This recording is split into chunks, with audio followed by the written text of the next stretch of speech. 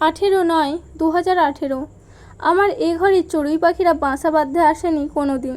তারাও জানে এ ঘরের সবাই ঘর ভাঙার গল্প বুনে কেবল। 25/9/2018। নীলাকে দেখছি না সকাল থেকে, বাবার বাসায় গেছে আজ। অবশ্য এখানে থেকেও বা কী হতো, সারাদিন আমার অবহেলা, চিৎকার চেঁচামেচি ছাড়া। তার চেয়ে বরং কদিন ঘুরে আসুক নিজের মতো করে, তারও তো অধিকার আছে একটু ভালো থাকার।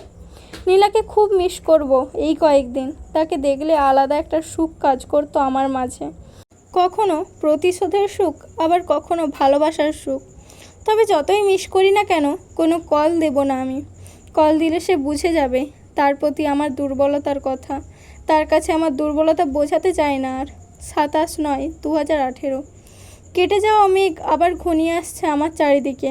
ভেবেছিলাম নীলা আর কখনো যোগাযোগ করবে না ছেলেটার সাথে। সে নিজে আমার সামনে সব কিছু থেকে ব্লক করেছিল ছেলেটাকে। কিন্তু তারা যে আমার আড়ালে যোগাযোগ করছে তা আজ নীলার পোস্ট এবং ছবিতে ছেলেটার কমেন্টস না দেখলে আমি কখনো জানতেই পারতাম না। 2/10/2018। নীলার আইডিতে লগ ইন করার পর জানতে পারলাম তারা দুজনে দেখা করবে কাল সকালে। আমি আবারও জিততে জিততে হেরে যাচ্ছি। আমি হারাতে চাই না আর। নীলাকে যদি আমি আমার করে না রাখতে পারি, তবে আমি তাকে অন্য কারো হতে দেব না। পৃথিবীতে সবচেয়ে কষ্টের কাজ হলো ভালোবাসার মানুষটাকে অন্যের পাশে দেখা, ভালোবাসার মানুষটাকে অন্যের সাথে ভাগ করা।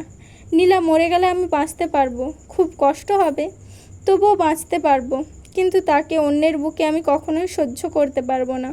তাদের দুজনকেই মেরে ফেলবো কাল। আমি এভাবে কষ্ট সহ্য করতে চাই না আর। আমি একটু শান্তি চাই, শুধু একটু শান্তি।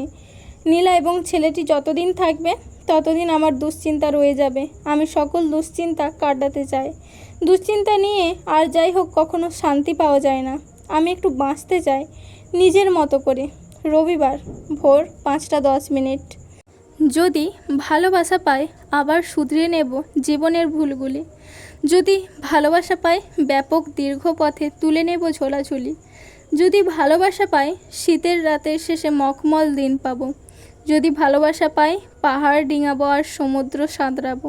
যদি ভালোবাসা পাই আমরা আকাশ হব দ্রুত শরতের নীল। যদি ভালোবাসা পাই জীবনে আমিও পাবো মধ্য অন্তমিল। ডায়েরিটা পড়া শেষে ওসি সাহেব নীলাকে ডায়েরিটা দিয়ে বললেন, পড়ুন। নীলা পড়া শেষ করলো। নীলা ডায়েরিটা পড়া অবস্থায় তিনি বারবার নীলার চোখের দিকে তাকাতে লাগলেন। এটা বুঝতে যে শ্রাবণের না বলা কথাগুলো পড়ার সময় নীলার মধ্যে কোনো পরিবর্তন আসে কিনা, কিংবা কোনো অনুভূতি কাজ করে কিনা। ওসি সাহেব বাকি পুলিশদের জিজ্ঞাসা করলেন, পুরো ঘর ভালো করে খুঁজে কিছু পেয়েছে কিনা।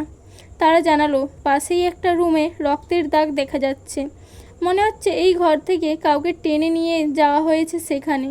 ওসি সাহেব রুমের ভিতর কিছু পেয়েছে কিনা জিজ্ঞাসা করার পর বাকিরা জানালো রুমে তালা দেওয়া এবং নীলার কাছে ওই রুমের কোনো চাবি নেই। পরে তিনি নিজে গিয়ে দেখে আসলেন এবং নীলাকে জিজ্ঞাসা করতেই নীলা উত্তর দিল, এটা হলো মায়ের রুম।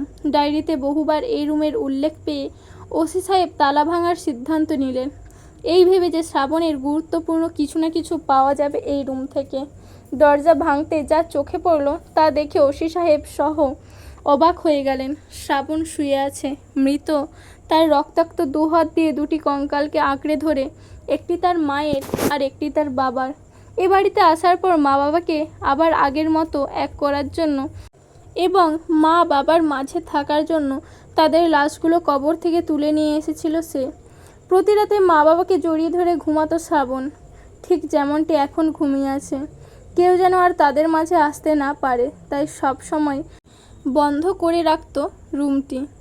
পা দুটিতে তার অসংখ্য ক্ষত। এই রুমের মতো এখানেও রক্তের দাগ। রুমে ঢুকতেই ওসি সাহেব আরও দেখলেন দেয়ালে অসংখ্য লেখা, এই রুমে অন্যদের প্রবেশ নিষেধ। এই জগৎ কেবল আমাদের, আমার মায়ের এবং আমার বাবার। এ আমাদের ঘর, আমাদের সংসার, আমাদের পৃথিবী, আরও কত কি। এবং দেয়াল জুড়ে বারবার ফুটিয়ে তোলা হয়েছে 3টি অবয়ব, যাদের পাশে লেখা ছিল আমি, মা, বাবা, বাবা, মা, আমি, বাবা, আমি এবং মা, আমরা। তিনি রুমের লেখা এবং অবয়বগুলো দেখতে দেখতে মনের ডায়েরির কথাগুলোর সাথে মেলাতে লাগলেন। নীলা কান্না করতে করতে শ্রাবণের লাশের দিকে ছুটে গেলে পুলিশ মহিলা সদস্যরা তাকে ধরে ফেলেন। এবং নিষেধ করেন সে যেন শ্রাবণের লাশ স্পর্শ না করে। ওসি সাহেব খাটের উপর একটি চিঠির খাম দেখতে পেলেন। খামের উপর সম্বোধন থেকে তিনি বুঝলেন এটি হলো শ্রাবণের মাকে দেওয়া শ্রাবণের বাবার চিঠি। তিনি খামটি খুলতে গিয়েও খুললেন না। আর নীলা তখনও কান্না করতে করতে ওসি সাহেবকে বারবার বলতে লাগলো, আমি আসলে এত কিছু জানতাম না, সব ভুল আমারই, আমার কারণেই আজ এত কিছু। কিন্তু নীলার কোনো কথাই কারো কানে পৌঁছলো না, আর না ওসি সাহেবের, না নাজিমের, না শ্রাবণের।